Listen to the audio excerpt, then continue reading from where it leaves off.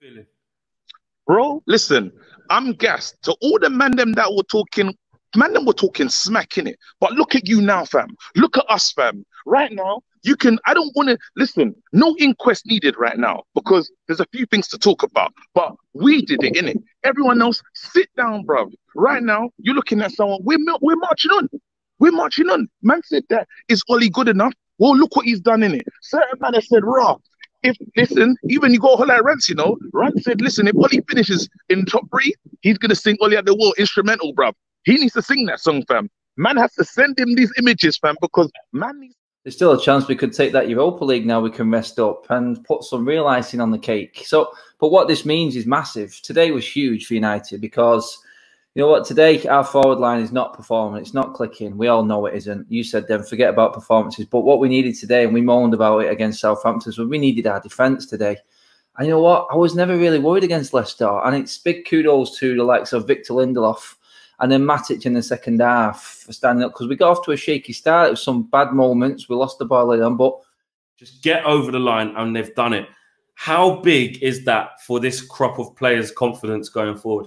The biggest thing to come out of today, because this was the whole future of this team, mate.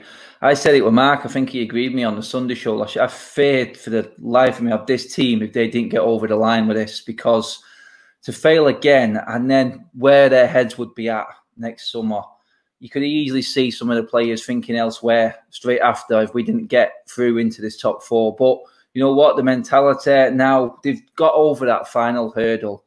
And it's not a final hurdle now. I said that wrong there, really. And they got over that hurdle, and now we're into the next realm. We're into the next stage of Ollie's development. He was. And Ollie deserves credit. He's done well with this crop of players, but I know where people will say he's on about Matic again, but he only picked Matic twice before Christmas.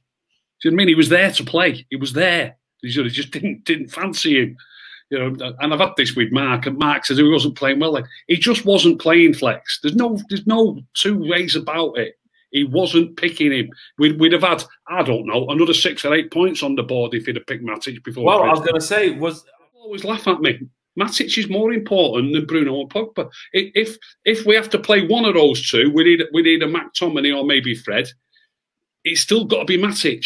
It's still got to be Matic. I noticed somebody put on Twitter that Saeed said at half-time, get Matic off and put Fred on, and somebody else put on Twitter, but they're lumping balls into the box to the 6'4" players all the time. Do you know what I mean? And Matic is there doing his defensive work. I saw him grappling with Wes Morgan on the edge of the box, just stopping him getting anywhere near. That's just a side bit of his play. And I know people will jump on. He gives the ball away a couple of times, but so does everybody else. The thing with Matic, they all jump on him when he does it. And we are third and back in the Champions League. Mate, if you know, at the beginning of the season, I don't want to repeat what other people have said, but at the beginning of the season, right? Firstly, I didn't have myself in the top four. But even if we did get top four some way through 5th position, and City, you know, had that Champions League ban, or we just got 4th on goal different. Mate, we've got 3rd. Like, it's not like we've just... I know we kind of have scraped Champions League football in a way, but we've got 3rd. Just look at that. Liverpool, Manchester City, Manchester United. Now, of course, I had this prepared, yeah? But then I thought, right, let's not go over the top on the celebrations because we are Manchester United and we are, you know, needing to go for the title. And this is just a stepping stone in the progression of Ole Gunnar Solskjaer and Manchester United. You can't lie. Yo, listen, I've always said it, man. You get me? Like, wherever we go, it's down to Ole Gunnar Solskjaer because he's get us there. He's the manager. People are forgetting he's the manager. He is the manager, and I'll give him credit.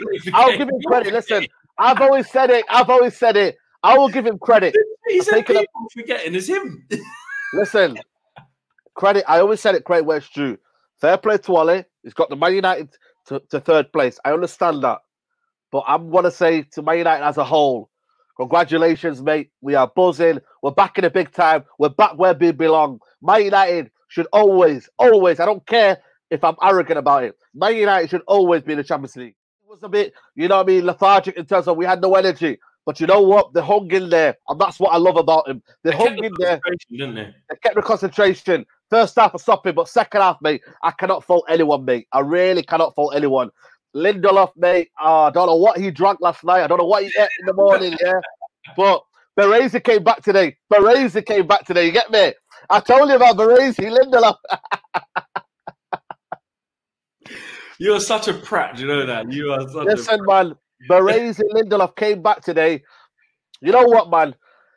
We're coming to this game and I was nervous. I'll say fairer than that. They have provided the goods and Ollie has done brilliantly. Yeah, firstly, I want to start with, I think Ollie deserves credit. We've seen, obviously, a lot of people judging him throughout the season. A lot of people not thinking he had the capability to get us there. We finished third this season. And when you look back, like, nobody expected us to finish third this season. So he's done a fantastic job. He deserves credit for that. I'm sure he and the players will be looking forward to having a bit of a break. I know we've obviously got Europa League, but I think we were just shattered, if I'm honest, Flex. I know we've been slacking the last few games. I think Bruno in particular, it looked like he could hardly run today, but he's proven dividend yet again. He had a vital involvement. I just think we look leggy, and I think it shows, obviously, we do need to invest in the summer, but having the Champions League behind us now, obviously, it gives us more of a chance of Ollie getting his targets. You know what? Hats off to him. You know me, especially on this channel. I've been one of the ones who are saying, Ollie, you know, I've criticised him where I felt like I needed to criticise him, but I always felt like there's something about what he's building, even from the early days, and I did say to people, give him 18 months to 2 years, so we can see what he's going to do. Now, I'm not coming out here saying that I was proven right. There were times, you know, after that Burnley defeat where they could have gone, you know what I mean? So I'm not saying that the people who want Ollie out, who don't think Ollie is a good manager, are wrong.